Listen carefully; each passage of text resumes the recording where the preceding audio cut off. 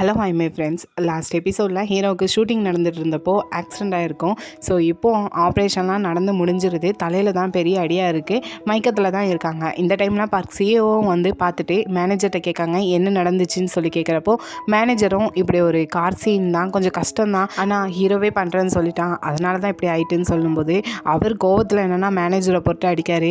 அவனால் நமக்கு எவ்வளோ ப்ராஃபிட் வருது தெரியுமா, இந்நேரத்துக்கு அவன் ஃபேஸில் ஏதாட்டு காயம் வந்துருந்துச்சுன்னா என்ன பண்ணுறதுன்னு சொல்லிட்டு திட்டிட்டு அப்போ அங்கேருந்து கிளம்பி போகிறாரு. ஸோ அப்படி கொஞ்ச நேரத்தில் மற்ற மெம்பர்ஸ்லாம் வந்து பார்த்துட்டு போகிறாங்க. அப்போ போல் லாரிமாவும் ஹீரோவை பார்க்கறதுக்காக வரா. இன்னொரு பக்கம் ஹீரோயினோட ஃப்ரெண்ட்ஸ் என்னென்னா ஹீரோவை பார்க்க முடியாதுன்னு சொல்லிட்டு ஹாஸ்பிட்டலுக்கு வெளியவே 3 பேரும் நின்றுட்டுருக்காங்க. கூட இருக்கிற ஃப்ரெண்ட்ஸும் நம்ம போகலாம், ஹீரோக்கு ஒன்றும் ஆகாது, சரியாகும்னு சொல்லும்போது ஹீரோயின் முடியாது, கண்டிப்பாக அவர் கண் முழிச்ச செய்தி கேட்டதுக்கப்புறம் தான் நான் போவேன்னு சொல்லிட்டு கொஞ்சம் ஹீரோவை நினச்சி ஃபீல் பண்ணிவிட்டு வெளியே வெயிட் பண்ணிகிட்டு இருக்கா. அந்த டைம் கரெக்டாக லாரிமா ஹீரோவை பார்த்துட்டு அங்கேருந்து கிளம்பி போகிறத தூரத்தில் நின்று ஹீரோயினும் கவனிக்கா. ஸோ அதுக்கப்புறம் கிளம்பி போயிடுவாங்க. ஸோ அப்படியே நெக்ஸ்ட் டே ஆகுது. இங்கே மேனேஜர் பார்த்தோன்னா ஹீரோ முன்னாடி உட்காந்து அழுதுட்டு இருக்காங்க. எல்லாமே என்னோட தப்பு தான், உன்னை இதே மாதிரி மூவி பண்ணு அதை பண்ணுன்னு சொல்லி நான் உன்னை புஷ் பண்ணியிருக்கக்கூடாது, நீ எதை சொன்னாலுமே நான் செய்யுதுன்னு சொல்லிட்டு ஃபீல் பண்ணி அழுதுட்டு இருக்கிறப்போ திடீர்னு மயக்கத்தில் இருந்த ஹீரோ என்னென்னா என் மேலே ப்ராமிஸாக தானே சொல்கிறீங்க அப்படின்னு சொல்லி கேட்காங்க. ஸோ ஃபைனலாக ஹீரோவும் கண்முழிச்சிருந்தாங்க. அப்படி இன்னொரு பக்கம் ஹீரோயினை பார்த்தோன்னா இன்றைக்கி அந்த நியூ ட்ராமாவோட ஷூட்டிங் இருக்குது. ஸோ அதே ட்ராமாவில் தான் ஆல்ரெடி ஷாக்ஸ் மெம்பரில் உள்ள 2 பேரும் அந்த இடத்துல தான் இருக்காங்க.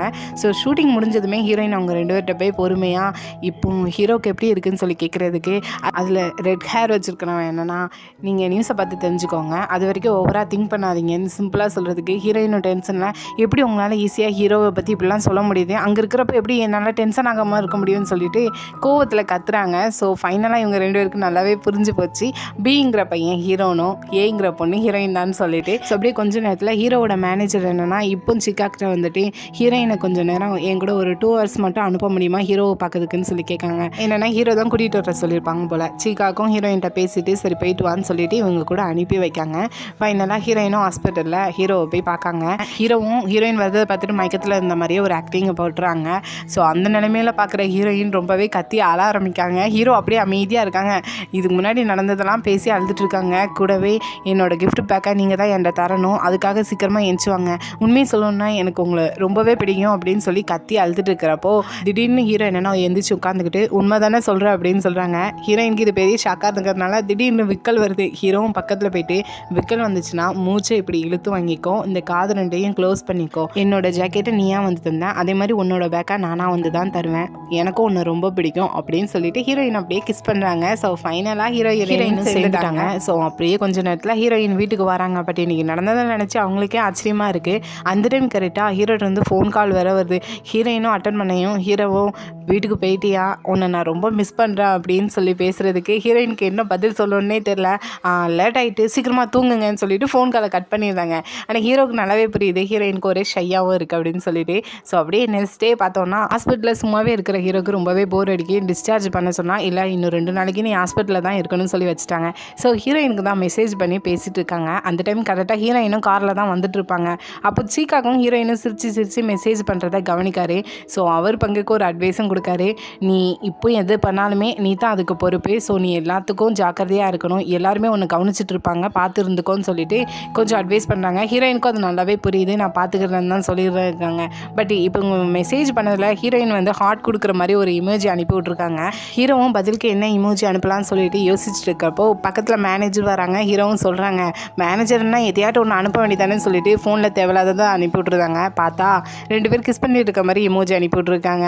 ஹீரோயினும் அதை பார்த்துட்டு சிரிச்சிட்டு இருக்கிறப்போ அதே இடத்துக்கு அவங்க கூட ஆக்ட் பண்ண மற்ற 2 பேரும் வந்து உட்காருதாங்க. அதே ஷாக்ஸ் மெம்பரில் உள்ளவங்க ஹீரோட்ட தானே பேசிட்டு இருக்கீங்க, ரொம்ப ஃபாஸ்ட்டாக இருக்கீங்க, ஆனால் ஒன்று மட்டும் மறந்துடாதீங்க, உங்களுக்காக நாங்கள் என்னெல்லாம் பண்ணியிருக்கோங்கிறத அப்படின்னு சொல்கிறாங்க. என்னென்னா ஹீரோயினை அங்கேருந்து அங்கே ஹாஸ்பிட்டலுக்கு கூட்டிகிட்டு போனது எல்லா வேலையும் இவங்க தான் ஹெல்ப் பண்ணியிருப்பாங்க மேனேஜர் கூட சேர்ந்துட்டு.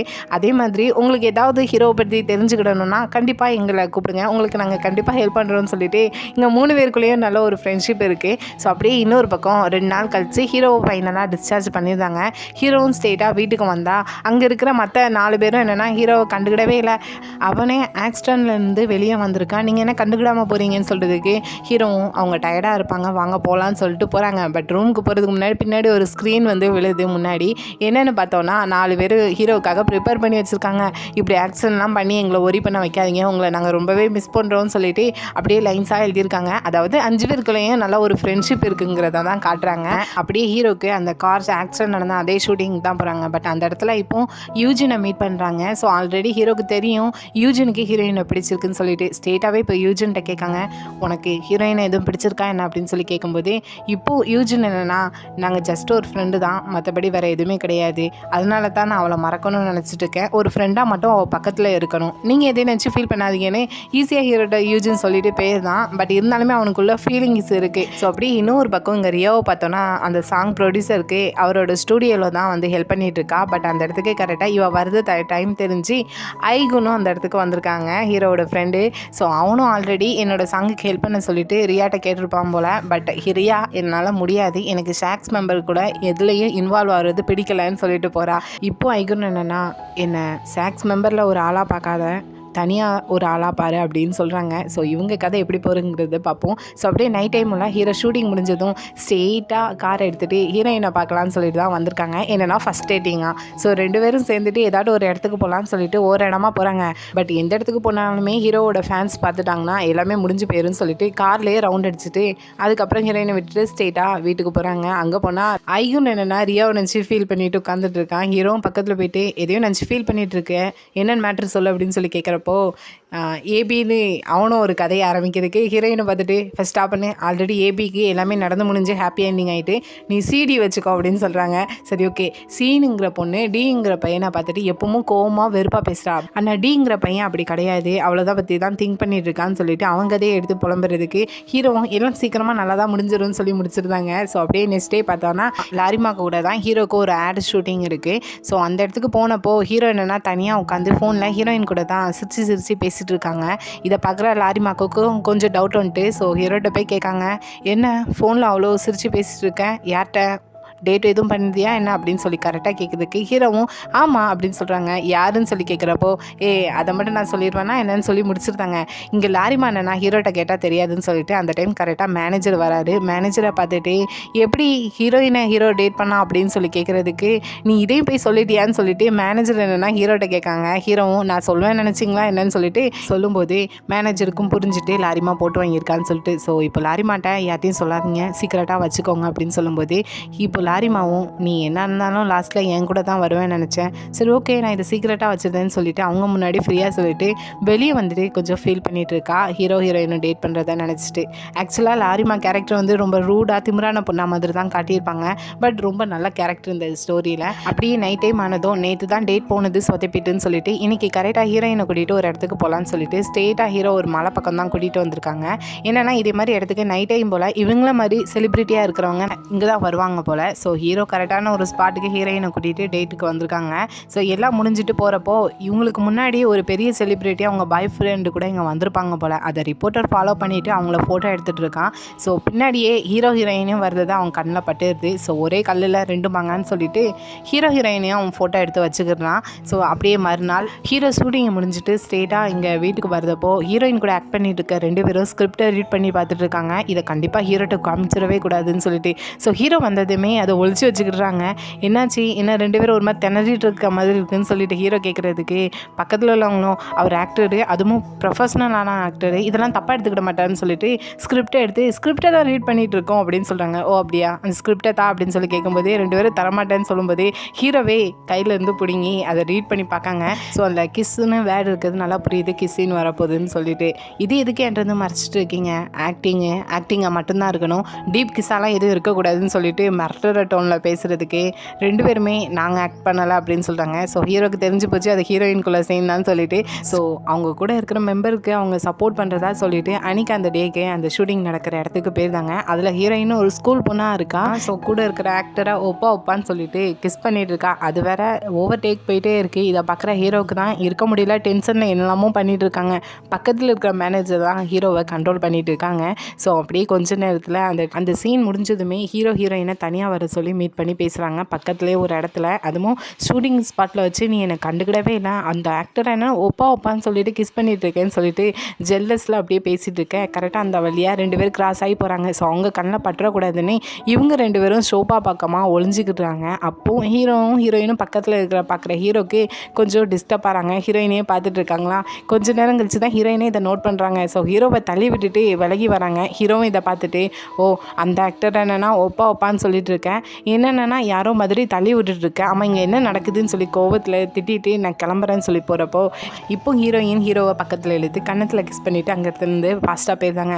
ஹீரோ என்னென்னா கன்னத்தில் கிஸ் பண்ணதுக்கே சாஞ்சிட்டாங்க. ஆனால் கரெக்டாக ஹீரோயின் அந்த இடத்துலேருந்து வெளியே போகிறத தூரத்தில் நின்று யாரோ கேமராவில் ஃபோட்டோ எடுத்துகிட்டு இருக்காங்க. பின்னாடி ஹீரோ வரதையும் ஃபோட்டோ எடுத்துருக்காங்க. ஸோ இதெல்லாம் ரிப்போர்ட்டர் பார்த்த வேலை தான் போல். ஸோ ஃபோட்டோஸ் எல்லாத்தையும் கொண்டு போய் சிஓஓ பார்க்கிட்ட கொண்டு போய் கொடுத்து காசு வாங்கியிருந்தான்.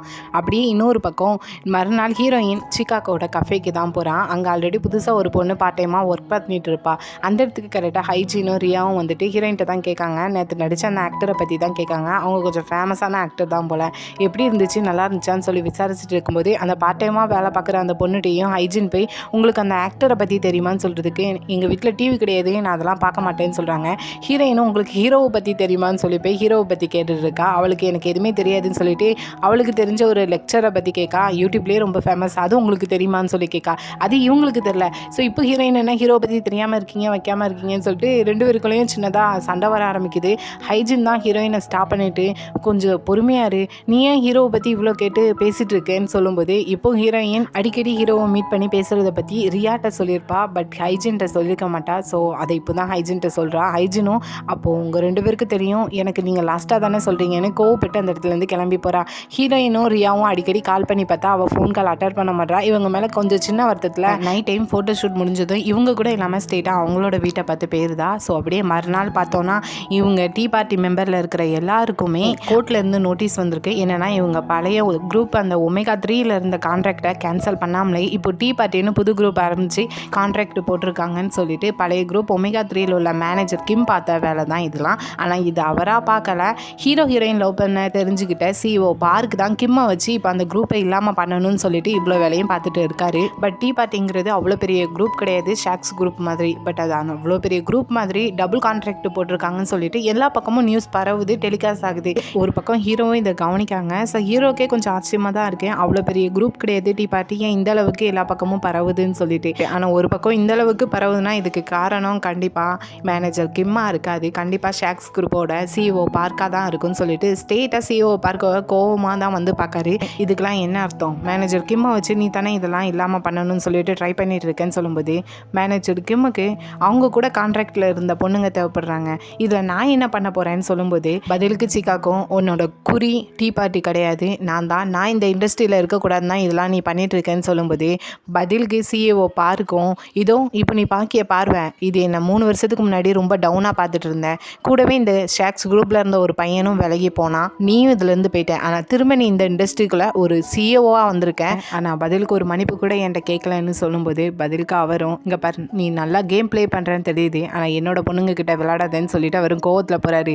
போகும்போது இதையும் பார்த்துட்டு போன்னு சொல்லிட்டு ஹீரோயின் சேர்ந்துருந்த ஃபோட்டோஸை எடுத்து கட்டுறாரு. அதை பார்க்குற அவருக்கு பெரிய ஷாக்கு. கோவத்தில் அவன் சட்டையை பிடிச்சிட்டு இப்போ என்ன பண்ணலான்னு வெயிட் பண்ணிட்டு இருக்கேன்னு சொல்லும்போது நீ தானே 3 வருஷத்துக்கு முன்னாடி அவங்கள ஒன்றும் பண்ணாத, அவங்கள விட்டுரு, அவங்கள ஹேட் பண்ணாதன்னு சொல்லி ஃபேவராக கேட்டேன், ஸோ நீயே டிசைட் பண்ணிக்கோ நான் என்ன பண்ணணும்னு சொல்லிட்டு லைட்டாக பார்த்து சிஏஓ இங்கே சீக்காக்க மிரட்டி விட்டுட்டு அனுப்புகிறாரு.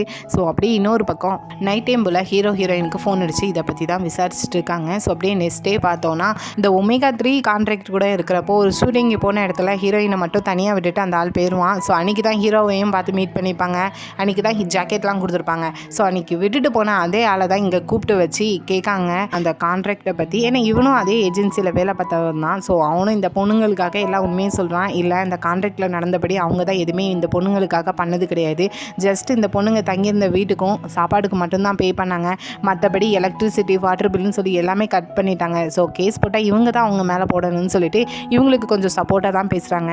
ஸோ இதுக்கு எவிடன்ஸ் ஏதாட்டும் உன்ட்ட இருக்கான்னு சொல்லிட்டு சிக்கா கேட்குறதுக்கு கண்டிப்பாக நான் இந்த ஏஜென்சியை விட்டு போகிறதுக்கு முன்னாடி அங்கே இருந்த டேப்லெட்டு கம்ப்யூட்டரு லேப்டாப்னு சொல்லிட்டு எல்லாத்தையும் விற்று காசாக்கலான்னு சொல்லி கொண்டு வந்துட்டேன், அது எல்லாமே ஏன்ட்ட தான் இருக்குன்னு சொல்லிட்டு இவங்களுக்கு எவிடன்ஸாக கோர்ட்டில் வந்து சொல்கிறதுக்கு ரெடியாக இருக்குன்னு வேற சொல்கிறாங்க. அதுக்கப்புறம் சீக்கா கொஞ்சம் நேரம் கழிச்சு ஹீரோயினை மட்டும் தனியாக கூப்பிட்டு இவங்க லவ் மேட்டரை பற்றி வெளியே தெரிஞ்சுட்டு ஃபோட்டோ மாட்டியிருக்குன்னு சொல்கிறாங்க. ஹீரோயினுக்கு ஷாக்காக இருக்குது. அதுலேயும் சீக்காக்கு என்னென்னா நான் இந்த கான்ட்ராக்ட் வேலையை பார்த்துக்கிடுவேன், ஆனால் இதில் உன்னோட முடிவு என்னங்கிறது ரொம்பவே முக்கியம், இதை நீ தனியாக ஹேண்டில் பண்ணிக்கோ, இதுக்கு ரெஸ்பான்சிபிலிட்டி நீ தான் சொல்லிட்டு உன்னை நான் தனியாக விடுறதுக்கு இஷ்டம் கிடையாதுன்னு சொல்லிட்டு ஹீரோயின் என்ன முடிவு எடுத்தாலும் அதுக்கு சீக்காக்கு ஓகேன்னு தான் சொல்லிட்டு இருக்காங்க.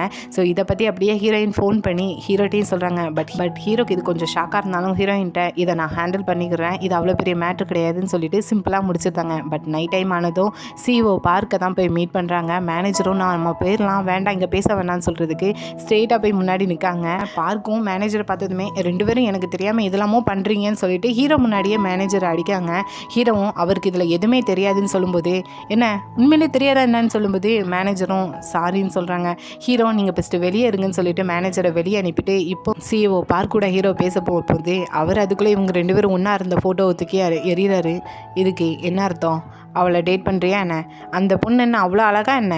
எனக்கு தெரிஞ்சு நீங்கள் 2 பேரும் டேட் பண்ணுறது வெளியே தெரிய வந்தா யாருக்கு அதிகமாக இழப்பு இருக்குது தெரியுமா? அந்த பொண்ணுக்கா? இல்லவே இல்லை, உனக்கும் உன்னை சுற்றி இருக்கிறவங்களுக்கும் தான். நீ இந்த இடத்துல நிற்கனா உன்ட்ட எல்லாமே இருக்குன்னு அர்த்தமா? இல்லவே இல்லை.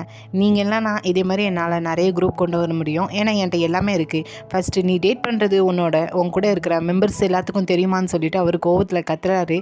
ஹீரோவும் அமைதியாக தான் இருக்காங்க. ஸோ அப்படியே வீட்டுக்கு வந்துட்டு நல்லா திங்க் பண்ணி பார்க்காங்க.